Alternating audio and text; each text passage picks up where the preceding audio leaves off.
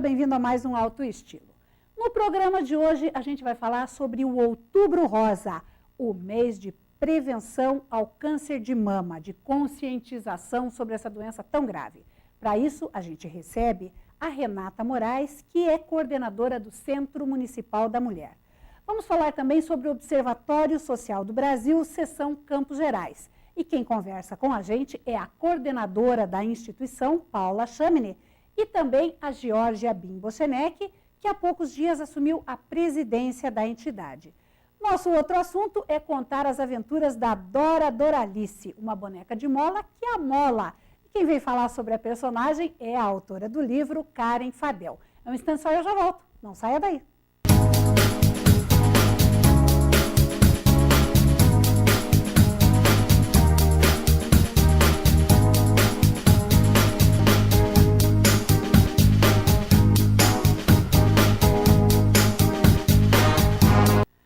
A gente está aí com os meses temáticos, sempre falando do assunto em destaque.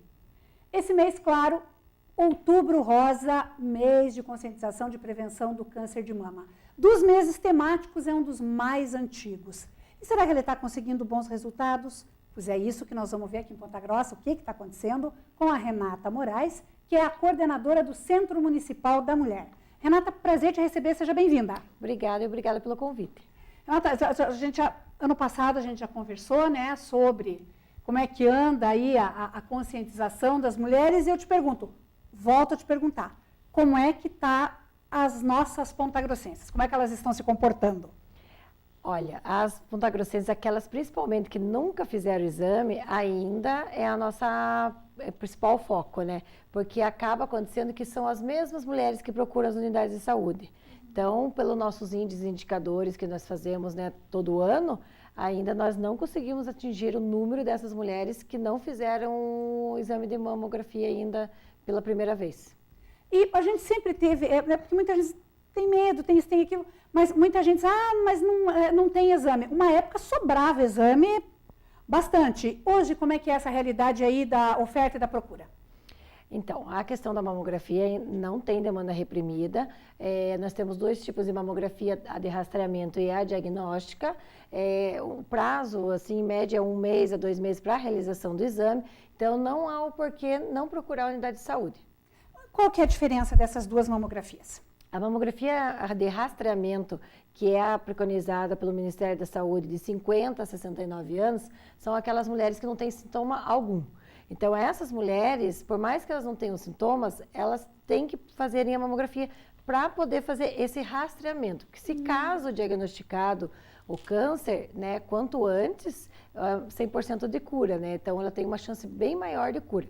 Já a diagnóstica é aquela feita fora dessa faixa etária. São aquelas mulheres que têm um sintoma, que às vezes ao tomar o banho, ela sente um nódulo, ou, né, vê um aspecto diferente da mama. Então, ela deve procurar a unidade, mas ela já faz daí por causa do sintoma. Então, essa seria uma diagnóstica. E essa daí não precisa ser na faixa etária de 50 a 69 anos. Pode ser bem antes. Pois isso é uma curiosidade que até tem me despertado, porque a gente tem ouvido falar de casos de mulheres com 30 anos que está aparecendo câncer de mama com maior frequência, de 30, 40. E aí, como é que ela faz? Isso é fora do padrão normal? Isso é fora da curva da estatística? Isso, que essas mulheres mais novas, né, pelos casos que nós temos conhecimento lá no Centro Municipal da Mulher, são aqueles casos de câncer mais agressivo, que não são do foco do rastreamento, né? O do rastreamento tem uma faixa etária, que é essa de 50 a 69, que tem, né, são todos estudos, pesquisas, né, que são feitas, né, através do Ministério da Saúde e tudo, que é esse câncer nessa faixa etária que pode acontecer. Então, por isso, de rastreamento. E como a mamografia também é um exame assim que né, tem uma radiação, tudo, então não é aconselhável também você fazer antes, né, dessa faixa etária. Mas esses casos que acontecem, né, pelo que nós temos conhecimento, né, dos casos que acontecem no Centro Municipal da Mulher ou são encaminhados para oncologia, são esses casos mais agressivos. Ah, tá. E até um tempo atrás, se falar em câncer de mama era sentença de morte, né, Renata? Já era uma coisa meio, assim, já estava condenada. E hoje em dia, o que a gente vê, graças a Deus, felizmente, é uma realidade bem diferente. O índice de cura obtido é bem mais expressivo, né? Ah, não, com certeza. Que com a oferta também desse exame, você descobre mais cedo. Então, a porcentagem de cura é bem maior. E hoje nós temos, né, mais facilidade de chegar ao tratamento também. Então, com certeza, o índice vai ser maior de cura. E a questão, o câncer de mama é mais ou menos como o câncer de pele, quer dizer, se ele ficasse quietinho no canto dele, não tinha problema, né? Era só retirar a mama e pronto, porque você vive sem mama. Mas o grande problema é a metástase. É isso? Isso, porque vários, né, tipos de câncer, né? O que não consegue daí na parte primária, você, né, já conseguir ter a cura, né? Acontece que ele vai se espalhar pelo organismo, né? E aí é que mora o perigo do índice de mortalidade que a gente vê por câncer de mama. Isso, e pela demora, às vezes, do tratamento, né? Que pode também ter o câncer ter avançado bem mais, né? E por que existe ainda, não se atingiu essa faixa etária? Qual é a avaliação que vocês têm? Por que as mulheres ainda resistem em procurar a mamografia?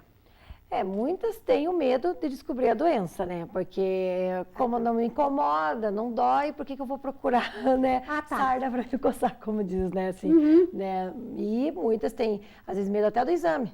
Porque como aperta as mamas, tem algumas mulheres que falam, meu Deus, é um exame horrível. Mas não é um exame desconfortável, claro, né? Mas necessário. Mas ele não é invasivo. Ele não é agressivo, ele é desconfortável, mas ele dura segundos. Isso, ainda mais se a paciente ajudar na hora do posicionamento da máquina, né? É bem mais rápido ainda, né?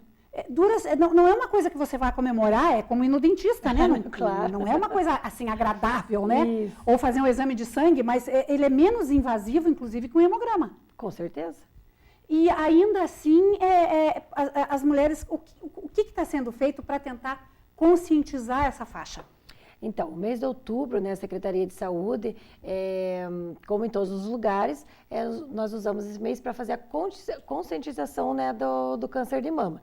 A gente até procura, né, fazer já da parte do câncer de colo de útero, questão de autoestima, né, planejamento familiar, mas nesse mês nós focamos, né, no diagnóstico precoce do câncer de mama. Mas esse mês, no caso, assim, a gente puxa a mulherada, né, puxa a orelha da mulherada para ela procurar a unidade, mas nós enfatizamos sempre, não é só no mês de outubro, é de janeiro a dezembro que todas as unidades estão de portas abertas. Então, não é só nesse mês, não, se eu não fizer em um mês de outubro, não. Tanto que, às vezes, a procura aumenta no mês de outubro. Mas tem de janeiro a dezembro para fazer todos, né, esses exames, procurar a unidade, tirar as dúvidas, né, porque...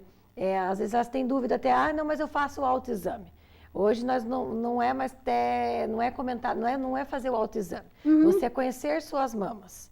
Então, você tem que procurar a unidade de saúde para fazer o exame clínico das mamas com a enfermeira. Porque muitas vezes você pode, às vezes, até faz ali rapidinho, com medo de encontrar alguma coisa, ou às vezes encontra, né, assim, e daí fica preocupada, já fica nervosa. Então, a gente fala sempre, procura a unidade uma vez por ano para fazer o exame clínico das mamas, para conversar com a enfermeira, tirar todas essas dúvidas, verificar se você está na faixa etária de você fazer esses exames de rastreamento ou não, para conversar sobre o planejamento familiar, né? Porque tudo envolve os cuidados da mulher, né? No geral. E aí, o Centro Municipal da Mulher, não adianta a paciente procurar direto lá. Ele é uma segunda etapa, é só por encaminhamento. Isso. Então, a porta de entrada para qualquer atendimento, né, na rede pública do município de Ponta Grossa, a porta de entrada sempre é a unidade de saúde, para qualquer tipo de tratamento. Lá, ela vai, né, ter todo o atendimento, né, o acolhimento. Se houver necessidade, nos casos específicos de ginecologia, né, ou obstetrícia de alto risco, ali a unidade irá encaminhar para o Centro Municipal da Mulher. Então, o Centro Municipal da Mulher é uma referência para as unidades de saúde. Ela não é porta aberta direta para a mulher. Sempre será a unidade de saúde. Tá, e o exame de mamografia não é feito lá no Centro Municipal da Mulher ou é lá que está o equipamento? Não, até nós tínhamos o equipamento lá, mas agora até nós vamos mudar ele para o pronto-socorro, por questão do setor de imagem, né? Mas o exame que nós fazemos hoje em Ponta Grossa, a nossa referência é a clínica da imagem. Ah, tá. E aí a mulher vai para fazer essa mamografia, aí o resultado ela vai pegar lá na clínica da imagem. Isso. E vai levar de volta para vocês ou para a unidade de saúde dela? Para quem solicitou o exame. Então, se ela vai à unidade de saúde, a mamografia de rastreamento, por exemplo, a enfermeira mesmo pode pedir, não precisa ser o médico. Ah, tá. A diagnóstica tem que ser através do médico. Então, se ela está naquela faixa etária de rastreamento, ela vai, né, conversar com a enfermeira, ela vai solicitar, né, a mamografia, vem para o agendamento. Feito o agendamento, a gente devolve para a unidade de saúde, onde é avisada a paciente, ela vai realizar o exame na clínica de imagem, ela retira o resultado da clínica de imagem e quem solicitou o exame, ela vai levar o resultado. Então, é na sua unidade de saúde. Se caso ela esteja acompanhando no Centro Municipal da Mulher e foi o profissional médico do Centro Municipal da Mulher que solicitou, ela vai retornar a mostrar para o médico daí do Centro Municipal da Mulher. E aí, caso ela tenha um diagnóstico positivo para câncer, qual é o encaminhamento seguinte? Como é que é feito daí? Então, se ela fez na unidade de saúde, pegou um resultado com BIRADS 4, 5, que são os suspeitos, né, que já precisam fazer investigação com biópsia, corbiópsia, né? Então, se ela voltar ao profissional médico da unidade, ele mesmo já encaminha para a oncologia. Então, não precisa ser encaminhado para o CMM, para a DI, ser encaminhado para a onco. Com o laudo suspeito, o profissional médico mesmo da unidade já vai encaminhar ao setor de oncologia. E na nossa cidade, né, a referência para oncologia é a Santa Casa. E aí o pessoal na Santa Casa, e daí passa a ser o atendimento via governo do estado, governo federal, aí não é mais da rede municipal. Isso, ela passa daí para o estágio terciário, que daí é custeado pelo estado, né, e federal. E vocês têm pelo menos um acompanhamento, mesmo não sendo de competência, enfim, né, do sistema municipal? Como é que está isso? A fila de espera, vocês sabem como é que está o andamento desses tratamentos? Para você entrar para a oncologia, não tem demanda reprimida. Se ela entra, se tiver vaga já para outra semana, na outra ela já está vai ser atendida lá no setor terciário, que é a oncologia da Santa Casa. Esse nós não temos demanda reprimida e é rápido o acesso. E mesmo a cirurgia, por exemplo, o tratamento, você sabe me contar, embora isso seja regional de saúde, não municipal? Nós temos alguns relatos que às vezes porque o que acontece? Eles trabalham só com a parte de oncologia. Então, tem vários casos. Você pode chegar lá e o doutor olhar e ver, né, tipo, que o teu caso pode esperar, às vezes, 1 mês, 2 meses, né, assim, não que seja esse prazo, né, mas, claro, que como a gente sabe o desespero da pessoa em saber que pode ser um diagnóstico maligno, né, é claro que a pessoa gostaria que o atendimento fosse já hoje, começasse, a biópsia fosse feita amanhã, né, e sucessivamente. Mas é conforme daí o tratamento de cada paciente. Às vezes a gente tem alguns relatos, mas a gente pede para procurar a parte de serviço social, lá na Santa Casa, né, para poder ver conforme está o andamento. A gente até, quando eles vêm procurar, o que pode acontecer? Às vezes eles marcam um retorno para você daqui tantos dias, mas a pessoa passa mal. Então, quando a partir do momento que ela está sendo atendida lá, ela já é porta aberta. Então, se ela passou mal daquele problema, ela já vai direto na Santa Casa. Então, na Santa Casa, daí já tem um ambulatório de oncologia aqui. Então, se eles verem que o quadro às vezes está agravando, muitos casos que eu acompanhei, que às vezes elas retornam, mas eu não estou bem, a gente indica, não, vai para o ambulatório de oncologia. E muitos casos foram adiantados cirurgias, quimioterapias. Então, eles vão analisando cada caso. E nessa nossa programação aí do Outubro Rosa, a gente já começou lá no começo do mês, a partir dessa semana aí que já estamos finalizando, o pessoal ainda tem atividades nas unidades de saúde, tem essas buscas. Onde é que o pessoal pode tirar dúvidas? Sempre procurar a sua unidade próxima de casa, porque sempre nesse mês as unidades fazem aquele dia D, que é o dia D que elas tipo, param, às vezes, não param, né, mas param as rotinas do dia a dia que elas têm, né, e focam naquele dia, às vezes com palestras, né, diferenciadas, com o pessoal de beleza, né, eles vão fazer maquiagem, cortes de cabelo, planejamento familiar, ou demanda espontânea, né, quem chegar pode fazer preventivo, pode fazer o exame clínico das mamas, Então, tem sempre o dia D. Então, a gente fala procurar as suas unidades próximas, né? Para, né, saber desses dias respectivos que vão ter, né? Mas a gente sempre reforça. De janeiro a dezembro, elas estão de portas abertas. Tá certo, Renata, muito obrigada, parabéns pelo trabalho e a gente torce aí para vocês terem sempre muito sucesso, porque o sucesso da Rede Municipal de Saúde é o sucesso da saúde da população, né? Com certeza. Obrigada e obrigada pela oportunidade. Imagina, eu que agradeço. No próximo bloco, a gente vai falar sobre o Observatório Social aqui de Ponta Grossa. Um instante só e eu só volto. Não saia daí.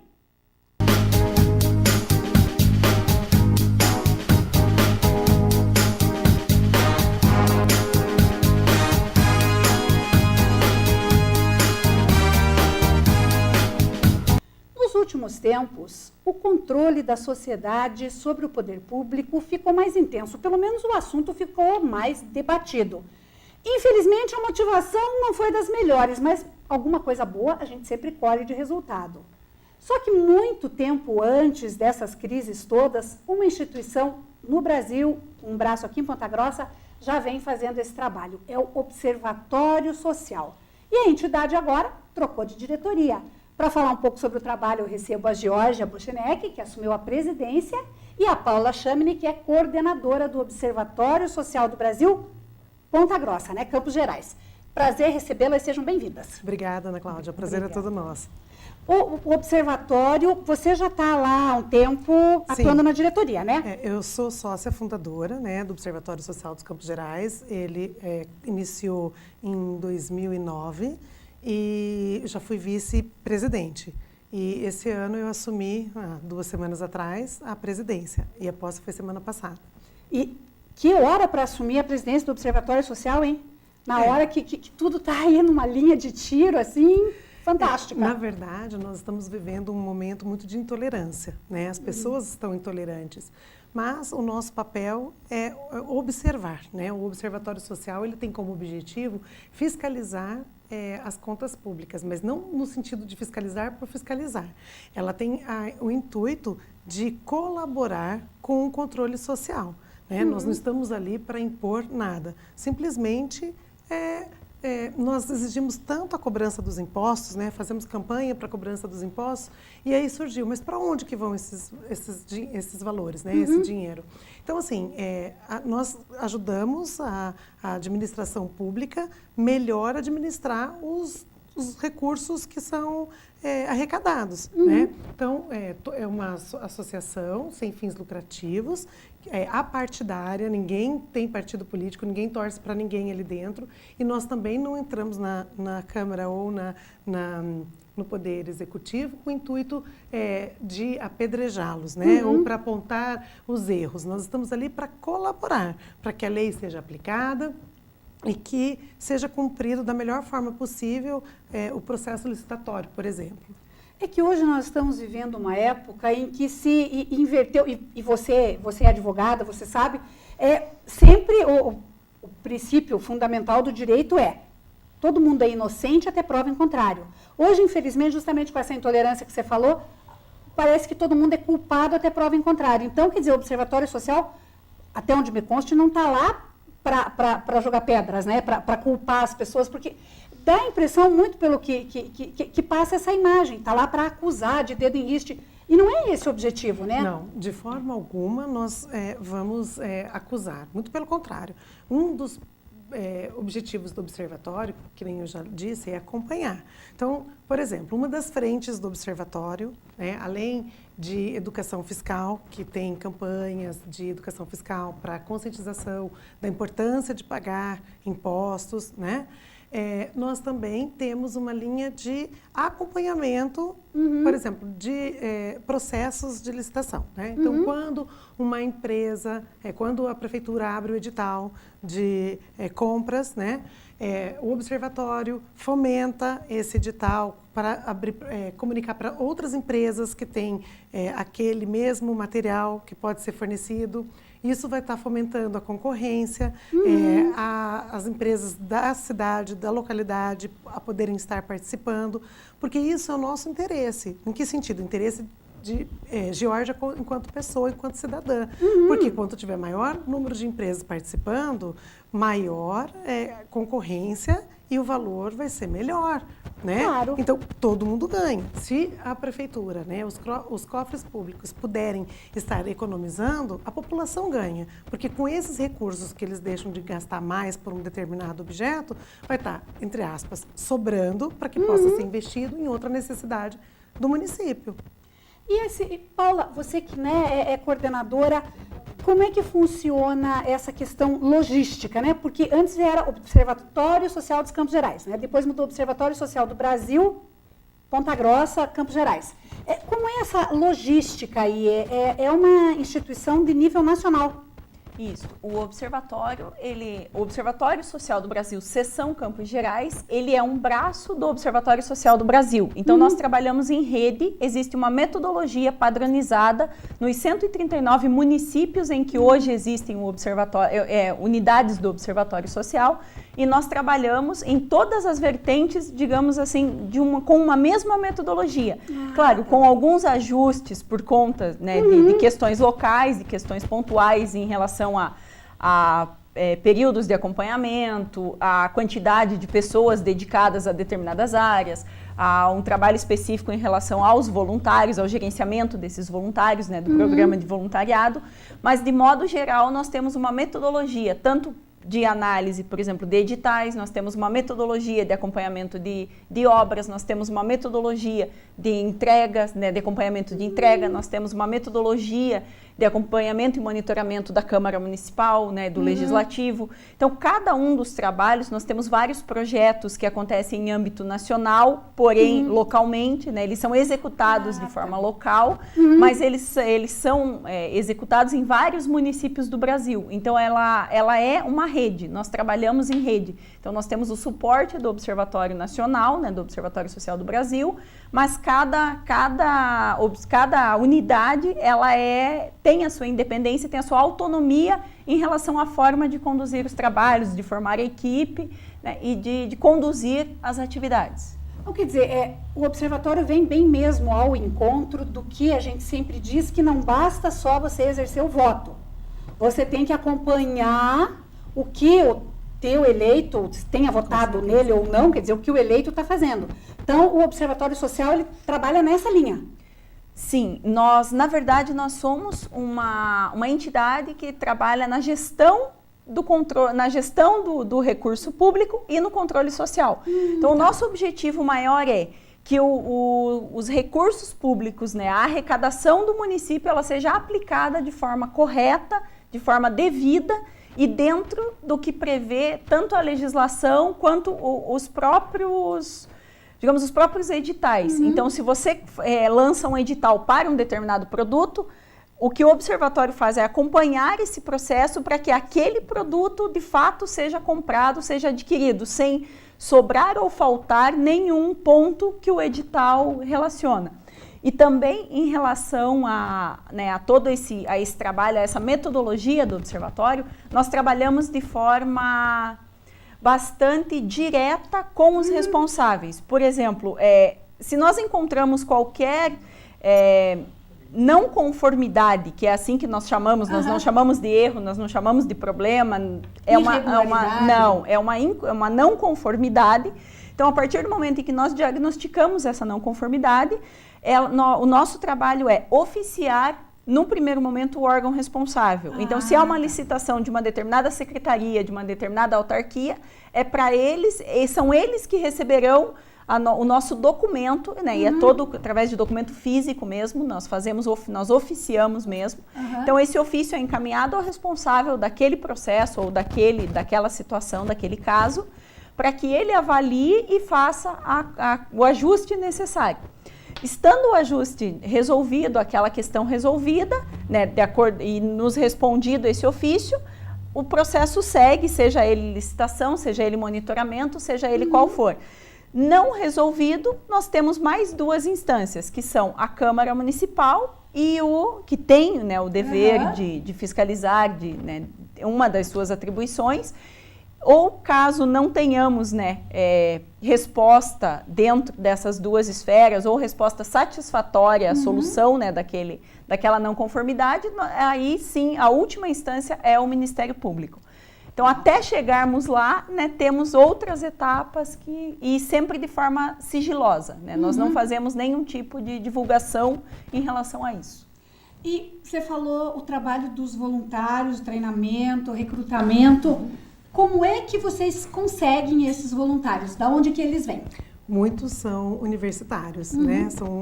A Paula tem contato com várias instituições, com diversos cursos, porque, por exemplo, as pessoas, a princípio, podem pensar, quem seria o voluntário capaz para trabalhar no Observatório Social? Seria só pessoas de economia, de direito, mas não, eu acho que todas as pessoas são capazes de estarem lá e doar o seu tempo para colaborar com o nosso trabalho, né, o trabalho do Observatório Social.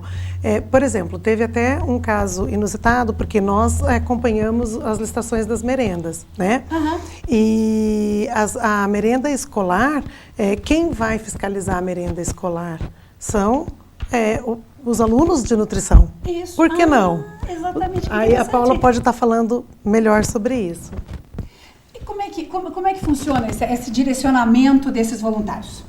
Então, nós temos uma área de projetos dentro do observatório, que é conduzido por uma assistente social e uma estagiária de serviço social.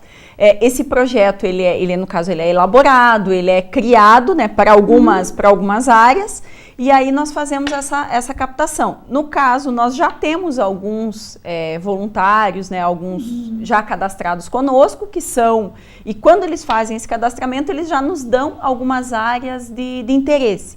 Então, dentro dessas áreas de interesse, quando nós temos o projeto, a gente já faz esse contato, né, no caso daqueles voluntários que já são cadastrados conosco, e quando não, né, no caso dos alunos de nutrição, nós fomos até a faculdade, nós divulgamos o observatório lá, que nós temos nós estamos em constante contato, principalmente com as instituições de ensino, e aí a gente fez esse contato, fez esse convite e nós recebemos esses alunos para trabalhar conosco. Aí eles recebem todo um treinamento, toda uma capacitação, né, para atuar naquele projeto, conhecem o trabalho do observatório, precisam cumprir os requisitos, né, que nós observamos, principalmente a questão de não filiação partidária, é o nosso principal requisito.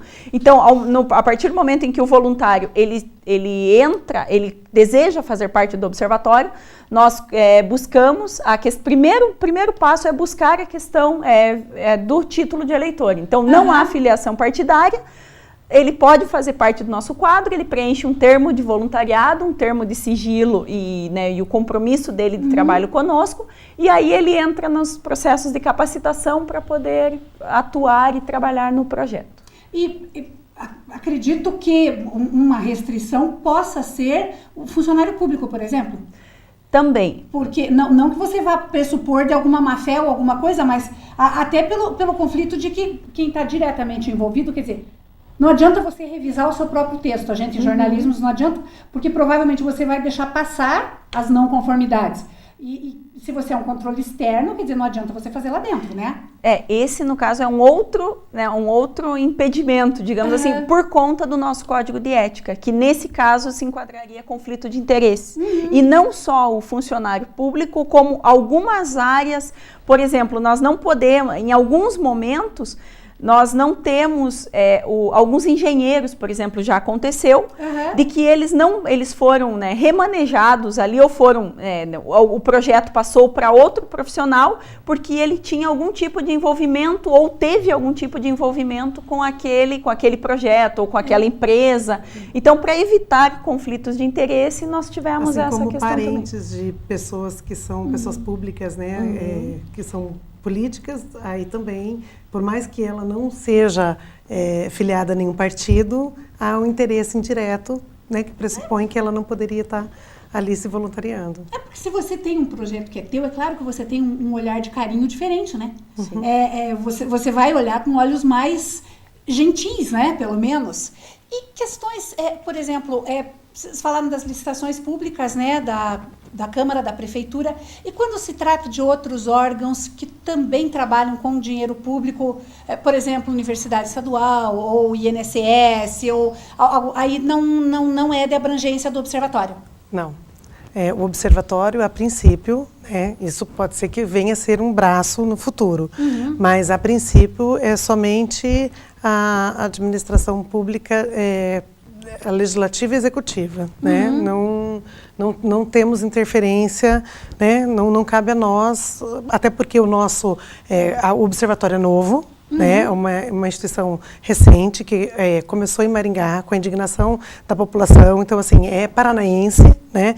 Começou com a indignação da população, principalmente eu acredito que foram até dos servidores da Receita Federal que constatou que a arrecadação era muito alta e não havia uma preocupação com os gastos, né? Então, assim, quando você vai comprar na sua casa algum item, material de limpeza, por exemplo, você faz pesquisa de preço, você compra a quantidade certa, né? E quando o dinheiro não lhe pertence, enfim, acabam que havia muitos desperdícios. E eles constataram com canetinha, se não me engano, foi caneta esferográfica, que foi aberta uma licitação e para a compra absurda, assim, um valor de, sei lá, 100 mil canetas para atender a região de Maringá, a prefeitura. E no estoque já tinha 20 mil canetas, que era o suficiente por 3 anos. Nossa, então, verificou-se que havia um equívoco ali muito grande, né? Por falta da administração mesmo. Então, às vezes, algumas secretarias, ela tem uma necessidade, mas está sobrando na outra, porque elas não se conversavam. Então, começou a estudar a possibilidade do observatório intervir como sugestão de fazer uma central de compras, fazer uma central de estoque, uma central para que pudesse amenizar esses gastos. Então, muitas prefeituras já entenderam isso e começaram a utilizar dessa metodologia dentro, né, das suas prefeituras. Na semana passada, nasceu o primeiro observatório estadual, que é o Observatório Estadual de Santa Catarina. Que bacana. Então, ele é o primeiro observatório que vai trabalhar com as questões estaduais. Mas nesse momento, em Santa Catarina, é o primeiro que nós temos. Mas pode fazer escola para os próximos. E a tua ideia, na tua gestão como presidente, é continuar esse trabalho? Você continuar. Tem projetos novos? Como é que você quer fechar esse ano aí? Nós estamos dando continuidade a tudo que vem sendo realizado, né? Então, estamos num momento muito bacana, porque estamos atraindo bastante voluntários, um pessoal novo, um pessoal engajado, com vontade. E aí, você tendo essa mão de obra de pessoas com gás, né? Você consegue realizar muita coisa. Mas, como eu disse, o observatório é novo, né? Ele não é tão maduro, então tem muitos desafios ainda pela frente. Nós temos que trilhar muitos caminhos ainda, temos que abrir novas portas, né? Os desafios aparecem, temos barreiras a enfrentar, mas eu acho que é muito satisfatório quando você faz alguma coisa pelo seu país, né? Quando o Ney veio conversar comigo, ele falou assim: Georgia, eu gostaria de lhe convidar para ser candidata a presidente do Observatório Social. Eu falei: olha, eu tenho tanta coisa, eu não consigo. Ele falou: que país que você quer deixar para os seus filhos? Então, essa pergunta que eu tenho que fazer para os cidadãos. É muito fácil a gente reclamar, Ana Cláudia, que tem buraco na rua, que a licitação está cara, que pagaram não sei quanto por não sei o quê, que nananana. Escutamos reclamações aos montes. Mas o que essa pessoa faz pela comunidade dela? Tem que fazer o seu papel. E quem queira ser voluntário, conhecer o observatório, é só chegar. O voluntário, né? A pessoa que quiser conhecer mais informações, nossa sede fica no 2º andar do prédio da Associação Comercial. Nós temos o nosso telefone fixo, que é o 3220-7209, ele também é o WhatsApp, então nós estamos à disposição. Estamos presentes em todas as redes sociais, né? As pessoas podem entrar em contato lá conosco também.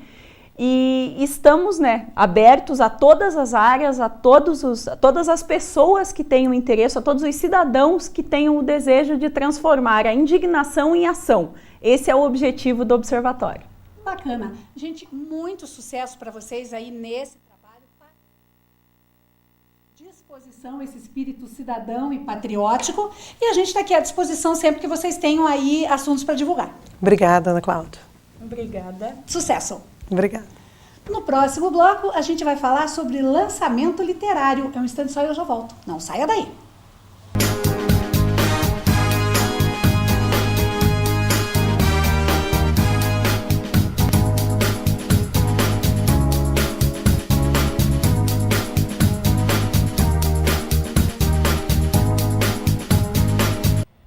semana passada teve livro novo chegando na praça aqui em Ponta Grossa.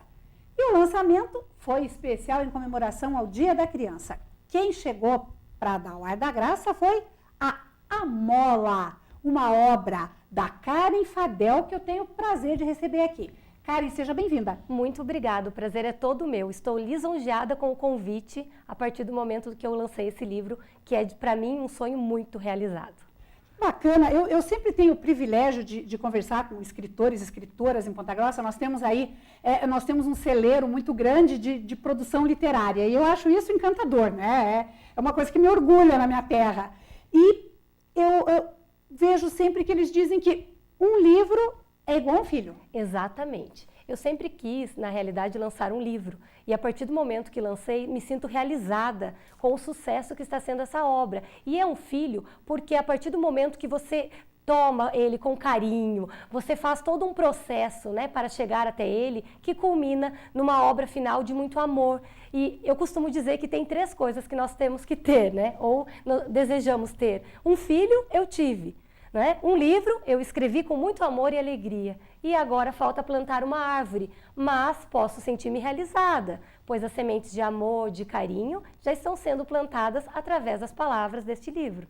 Você já está semeando, e é uma responsabilidade tanto você formar novos leitores, né? Porque não sei, eu imagino, escrever para criança pode ser até mais difícil do que para adulto, né? Exatamente, certamente. Escrever para criança faz com que nós pensemos não só em ampliar vocabulário, mas principalmente em fomentar, incentivar a leitura, incentivar com que eles tenham amor e prazer pela leitura de uma maneira lúdica e também permitindo reflexões sobre assuntos cotidianos, reflexões sobre atitudes, enfim, fazer com que um ser humano se plante ali da melhor forma, com os melhores sentimentos, com os melhores pensamentos, com a dignidade, com a ética. Então, certamente, há uma preocupação muito grande com tudo isso. E como é que surgiu a Amola? Gente, é uma graça, o livro é todo colorido. Olha o marca-página. Que coisa mais linda que tem aqui. E aqui está, né? Esse é meu, já tem minha dedicatória aqui. O livro com ilustrações muito bonitas, quer dizer, para despertar mesmo a atenção e o interesse da garotada. E me conta, olha os olhos dela aqui, que lindos. As ilustrações estão fantásticas. Isso. Na realidade, foi uma ex-aluna minha de Itapeva, interior de São Paulo, talentosa designer gráfica, Jéssica 20, quem ilustrou com muito amor e carinho a Dora Doralice, que é uma boneca de mola e surgiu a partir do momento em que eu, na minha infância, sempre tive muito amor, muita devoção pelas bonecas. E aí, a partir daí, por que não uma boneca com molas, que é aquele passatempo maluco da infância, né? Então, eu tentei unir a boneca e as molas nas partes superiores, inferiores e cabelos. E por que não uma boneca de mola e que a mola? Exatamente. Esse jogo de palavras ficou muito interessante. E quem é a Amola, a Dora Doralice? Por que ela amola tanto? Garanto que ela pergunta demais. Ela amola as pessoas, ela amola os amigos, ela esconde objetos na cabana quando ela está na noite do pijama, ela amola o carteiro, o sapateiro, amolar no sentido de incomodar, e ela amola o tempo todo para mostrar às crianças que quem amola o tempo todo não é querido, quem amola o tempo todo tem que refletir sobre as suas atitudes para não perder os amigos. Na realidade, há uma reflexão por trás desse amolar, porque se a gente amola o tempo todo, a gente não é bem quisto naquele lugar. E a questão do respeito, para se ter um convívio social, há que se refletir. Então, ela amola justamente para mostrar que às vezes a gente incomoda o amiguinho, cutuca, faz coisas negativas. E será que isso está sendo bem aceito pelos meus colegas? Como eles estão me vendo? Olha que bacana, é um processo reflexivo que trata mesmo da educação. Da educação, do respeito, da importância das amizades, de respeito às diferenças. Nós temos a personagem Alice, que é a dona da boneca de mola, e ela é cadeirante. Para mostrar que todo mundo é igual, todo mundo pode se divertir. É um livro lúdico, mas ao mesmo tempo que reflete sobre essas questões de comportamento, de amizade, de respeito, de carinho e de perdão.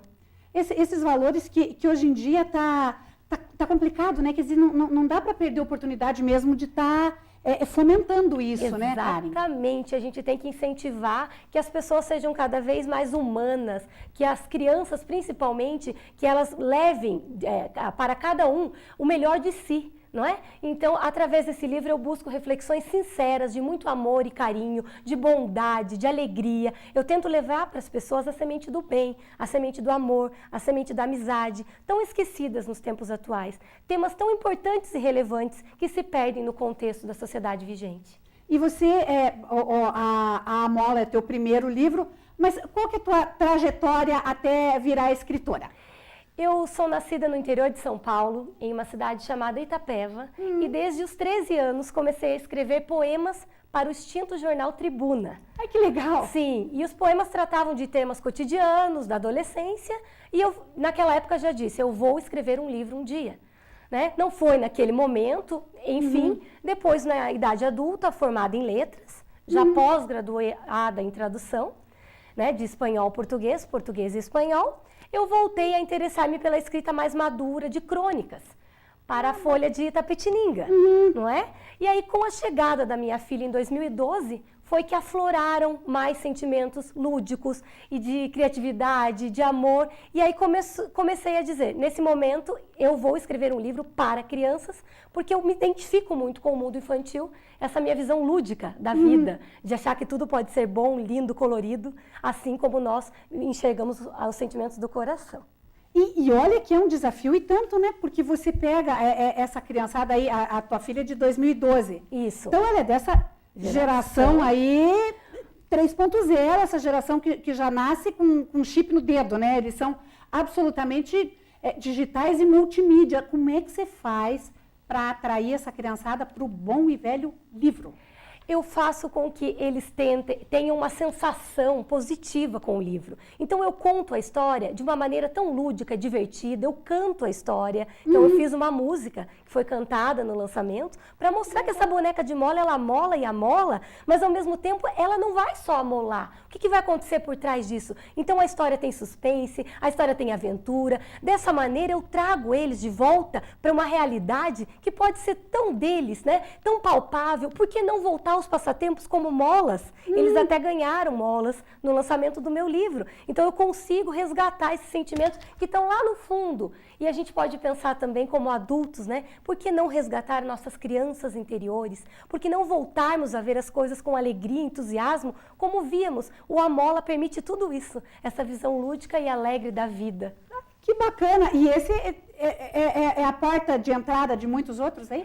Eu espero, do fundo do meu coração, assim, estou muito entusiasmada, feliz, e espero e desejo um convite a toda a sociedade para que conheça essa obra, que além de linda, ela permite muitos sentimentos que sejam regados em cada um dos corações. Eu adentro esses corações através dessa obra. Então eu acredito sim, eu tenho outras ideias já, que eu estou regando, e quem sabe seja um processo assim como foi a Mola. Foram 5 anos semeando para fazer o melhor, para dar o melhor de mim, para que culmine em uma obra linda e que, além de linda, faça com que as crianças queiram mais e mais ler, reler e aprender de alguma maneira, da melhor maneira possível.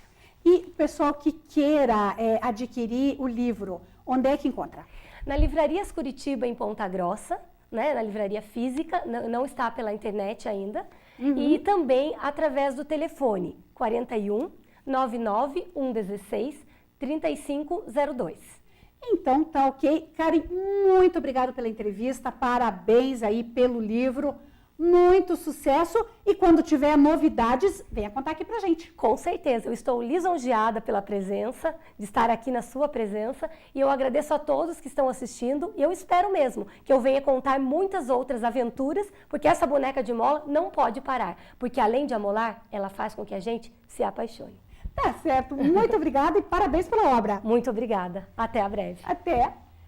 E você confere agora a dica de estilo de hoje.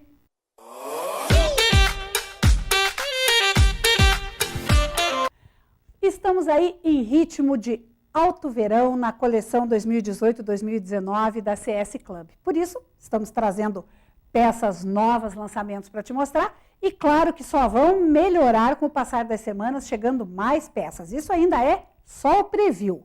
E hoje a gente escolheu o Off-White com materiais alternativos com materiais naturais. Semana passada a gente mostrou a linha Resort, agora a gente escolheu para trazer aqui os materiais naturais, como por exemplo, o tecido do linho, que vem com um brilho aqui, complementa esse off-white. Se você quiser uma proposta mais sofisticada, você pode trabalhar aqui com uma sandália, que vem com o salto em verniz. Aí ela tem essa aplicação aqui das taxas em dourado para complementar com o brilho, um salto bloco fácil de você andar e que dá toda a elegância, todo o charme para um traje. Você pode jogar com um vestido, com uma saia, com uma calça. Se você não quer o salto, você quer a opção sapatilha, você pode trabalhar aqui com essa de bico fino, que a gente já contou para você, que tem um macetinho que alonga o pé, alonga a silhueta. A sapatilha com esse material aqui, com esse linho brilhante, vem com uma borda e a ponteira em verniz, dá um toque de brilho, são peças atemporais, mas com a vibe aí da temporada, que está trazendo com uma outra tendência, muita corda, que vem aqui nessa espadrilhe, com sola tratorada. Aqui já é para uma proposta com uma bermuda alfaiataria, um shorts jeans, com o que você quiser combinar. O bom gosto é sempre seu e lá na CS Club você tem opção para todos os gostos. Eu, se fosse você, não perdi a oportunidade de dar uma conferida no piso 2 do Shopping Palladium.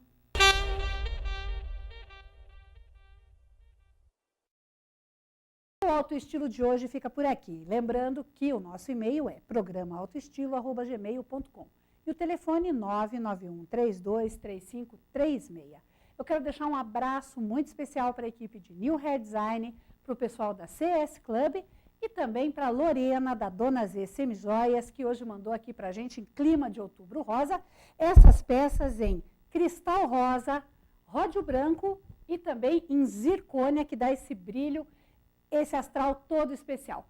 Para você, um grande abraço. Eu te espero na semana que vem na TV Vila Velha, em Alto Estilo. Até lá!